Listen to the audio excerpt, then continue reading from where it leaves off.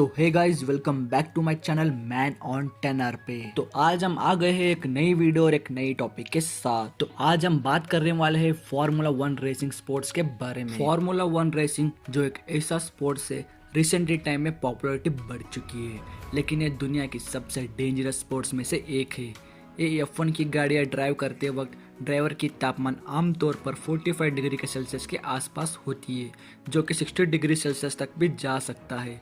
इतनी गर्मी, इतनी ह्यूमिडिटी यहाँ पर होती है कि एक आम रेस में एक F1 ड्राइवर 2 से 3 किलो वजन अपने आप आराम से लूज कर देता है, सिर्फ एक रेस को करने के लिए बाद, क्योंकि इतना पसीना उसे आता है। In the way, I lose up to 4 kilos in the race in an hour and 45 minutes. Yeah. But this is because it gets so hot, isn't it? So if you're in something like Singapore or Malaysia or something. Yeah, those ones are killer. गाड़ियों की रफ्तार इतनी तेज होती है कि हर मोड़ पर drivers को जबरदस्त से जी फोर्स को सहना पड़ता है, अप टू 6 Gs तक। आइए आज की वीडियो में समझते हैं कि ये गेम एक्चुअल में काम कैसा करता है, इसके पीछे का $1 बिलियन बिजनेस मॉडल क्या है और क्या इसे स्पोर्ट्स में कंसिडर भी किया जाए। Formula 1 is the most exciting sport on the planet.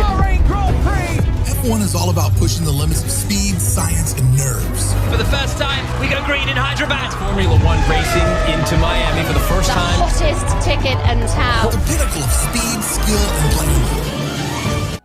Formula 1 का ओरिजिनल हुआ था फ्रांस देश में साल 1906 में। एक रेस हुई थी, उसका नाम था फ्रांस ग्रॉ फ्री। ये शब्द देखने में लगता है कि इसका प्रोनाउंसिएशन होगी ग्रैंड प्रिक्स, लेकिन फ्रेंच शब्द है तो इसका ग्रॉ फ्री कहते हैं। इसका लिटरली मतलब होता है कि ग्रेट प्राइज। तब से ग्रॉ फ्री नाम कंटिन्यू रहना और आज के दिन भी फार्मूला 1 की रेसिंग के दौरान इसका इस्तेमाल किया जाता है। उस जमाने में रेस हुआ करता था, गाड़ियों की ड्राइवर्स की रफ्तार की टेस्ट नहीं लेती थी, बल्कि ड्राइवर्स की एंडोरेंस देखा जाया करती थी। लिटरली सड़कों पर रेस होती थी, एक शहर से दूसरे शहर तक। इनफैक्ट पहले जो ग्रॉ फ्री रेस हुई थी 24 घंटे तक चली थी, ले मॉन्स में हुए था। अगर आपने फोर्ड वर्सेस फरारी फिल्म देखी है तो ये इससे रेस पे आधारित है। साल 1909 में ही एक इंटरनेशनल एसोसिएशन की भी स्थापना करी गई थी, जिसे आज के दिन में हम FIA के नाम से जाना जाते हैं, फेडरेसिया इंटरनेशनल दी ऑटोमोबाइल। ये फार्मूला 1 की गवर्निंग बॉडी। FIA जैसे फुटबॉल की फीफा होती है और क्रिकेट के लिए ICC होती है, ये सिर्फ 1946 के बाद ही था, ताकि प्रोफेशनल रेस को ऑर्गेनाइजेशन के तरीके से किया जाने लगा। 1947 में कुछ रूल्स बनाए गए, जैसे फार्मूलास कहा जाता है, जैसे कि कितनी लंबी रेस होनी चाहिए, किस तरह की गाड़ियाँ इस्तेमाल किया जाना चाहिए रेसेस में, क्या गाड़ियाँ सिंगल सीट्स होनी चाहिए, ओपन व्हील होनी चाहिए। ओपन व्हील का मतलब गाड़ी के पहिए गाड़ी के बॉडी के बाहर एक्सटेंड आउट करने जाएंगे। आज के दिन एक टिपिकल फार्मूला 1 के रेसेस कार कुछ ऐसे दिखते हैं, लेकिन गाड़ी की बात करने से पहले फार्मूला 1 की चैंपियनशिप पर आए तो 1950 में पहली सीजन अनाउंस किया जाता है, एक वर्ल्ड नेशनल चैंपियनशिप। एक ऐसा चैंपियनशिप जैसे 7 रेसेस होंगे 7 अलग अलग देशों में। British grand free, Monaco grand free, Swiss grand free, Belgian, France, Italian और इंडोपोलिसा 500। इस पहले चैंपियनशिप को इटालियन ड्राइवर जीते थे, अल्फा रोमियो टीम के लिए गाड़ी चला रहे थे। आज के दिन दोस्तों इस 2023 के सीजन में चैंपियनशिप में 23 अलग अलग रेसेस होंगे। अगर आपको टीम का नाम सुना सुना लग रहा है, इसका पीछे कारण है कि ज़्यादातर जो टीम्स है फार्मूला 1 के रेसिंग में वो गाड़ियाँ बनाने वाली कंपनीज है। और यहाँ पे आते हैं फार्मूला रेसिंग के बारे में सबसे खास बात। फार्मूला 1 चैंपियनशिप को जितना सिर्फ एक ड्राइवर के स्किल्स पर डिपेंडेंट नहीं करता है, ड्राइवर्स कितना अच्छा ड्राइव कर सकते हैं, बल्कि इस पर भी डिपेंडेंट करता है कि कंपनी ने जो गाड़ी बनाई है वो कितनी खास है। यानी ये गेम एक टेक्नोलॉजी के कंपटीशन भी है कि कौन सबसे तेज चलाने वाली गाड़ी बना सकता है। यही कारण है कि बहुत सारे गाड़ियां बनाने वाली कंपनीज फार्मूला 1 चैंपियनशिप में पार्टिसिपेट करती है। इन कंपनीज की पब्लिसिटी लेकर अलावा एक फ़ायदा इन कंपनी को ये भी लगता है कि ये नई टेक्नोलॉजीज को लेकर इनोवेशन किया जाएगा फार्मूला 1 के दौरान। उन टेक्नोलॉजीज को इस्तेमाल बाद में ये आम कंज्यूमर के गाड़ियों में भी इस्तेमाल कर सकते हैं। जो गाड़ियाँ आम लोगों के लिए मार्केट में बिकती है उसे भी ये प्रूफ कर सकते हैं। इस चीज़ के बहुत एग्जांपल्स मौजूद है। ऐसे टेक्नोलॉजी जैसे आज के दिन आम गाड़ियों में इस्तेमाल किया जा सकता है। पहले F1 के द्वारा डिस्कवर किया जाता था। फॉर एग्जाम्पल कार्बन फाइबर एक ऐसा मटेरियल जिसका आज के दिन BMW, एस्टन मार्टिन और पोर्श के गाड़ी में भी इस्तेमाल किया जाता है, लेकिन पहली बार इसका इस्तेमाल साल 1981 में मैक्लेरन के द्वारा किया गया था। फार्मूला 1 पहली कंपनी जो गाड़ी पूरी चेसी से बनाई थी।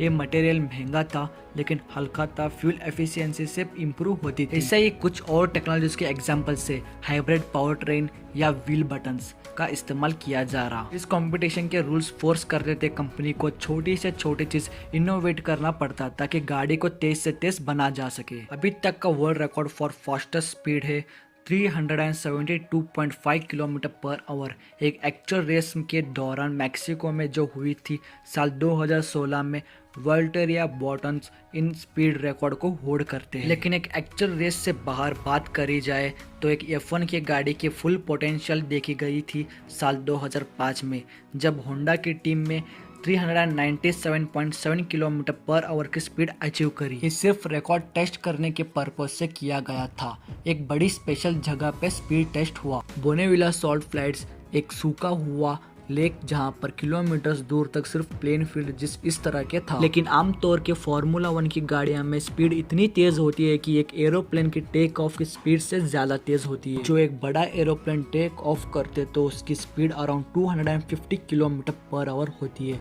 इसका मतलब जानते हो कि क्या हुआ करके। अगर इन गाड़ियों पर विंग्स लगी होती तो ये गाड़ियां भी हवा में उड़ने जाती, और अगर विंग्स ना होते भी बड़ी आसानी से हवा में उड़ जाए। इस रीजन के लिए इन गाड़ियों के पीछे जो एक शेप देखते हैं हो तो आप एक तरीके से विंग्स लगाए है जो एक एयरप्लेन के उल्टे विंग्स है। आपने स्कूल में पढ़ाई होगा कि एरोप्लेन की शेप ऐसी होती है लिफ्ट करने हो, एक तरफ से हाई प्रेशर और एक तरफ से लो प्रेशर, और प्लेन ऊपर उड़े। अब F1 गाड़ी में यही चीज इनमें उल्टी होती है, एक नेगेटिव लिफ्ट क्रिएट करने होती है ताकि ये गाड़ी को ट्रैक पर दबा कर रखा जा सके। जो डाउन फोर्स प्रोड्यूस करता है ये 5G के बराबर है, मतलब एक गाड़ी के वजन से 5 गुना ज़्यादा फोर्स उसका गाड़ी के ऊपर लगाया रहा है नीचे की, और इसके मदद से टायर्स को ट्रैक्शन मिलता है और गाड़ियों आसानी से शार्प टर्न्स कर पाती है। वीडियो के शुरू में कहा था फार्मूला 1 एक बहुत खतरनाक स्पोर्ट है, दुनिया की one of the most dangerous sports में से एक माना जाता है। ऐसा क्यों है? अब जब आम जिंदगी में ही ड्राइविंग इतनी डेंजरस हो चुकी है, कार एक्सीडेंट में मरने का एक चांस एक आदमी के लिए इतना हाई होता है, ये तो इतनी हाई स्पीड स्पोर्ट्स है, ऑब्वियसली यहाँ पर खतरा और भी ज्यादा।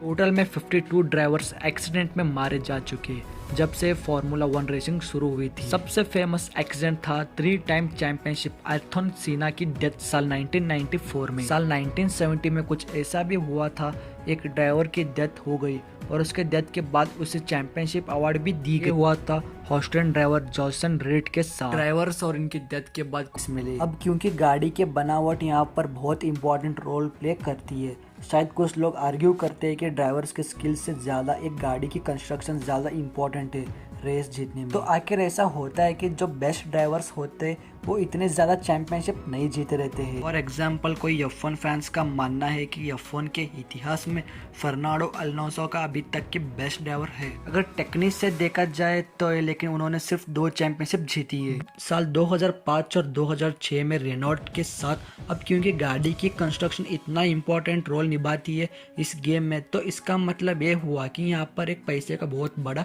खेल कुछ हद तक है। जिस टीम के पास ज़्यादा पैसा है, ज़्यादा टेक्नोलॉजीज और स्ट्रैटेजीज का इस्तेमाल कर सकता है अपनी गाड़ियों में। लेकिन इंटरेस्टिंग बात यह है कि इन कंपनीज के लिए फार्मूला 1 में पार्टिसिपेट करना एक बड़ा ही रिस्की बिजनेस है। रेडबुल के फाइनेंशियल्स को देखा जा सके तो एक टीम ऐसे भी एक्चुअल में कंस्ट्रक्टर चैंपियनशिप जीती है करेंटली, और ड्राइवर्स भी इससे टीम से ही है जो चैंपियनशिप जीते हैं। साल 2018 में इनके सिस्टर का टीम टोरा रोजा का टोटल खर्चा आया था $181.1 मिलियन का, जो कि 1500 करोड़ रुपीस का होता है, और इनके रेवेन्यू था $183.6 मिलियन।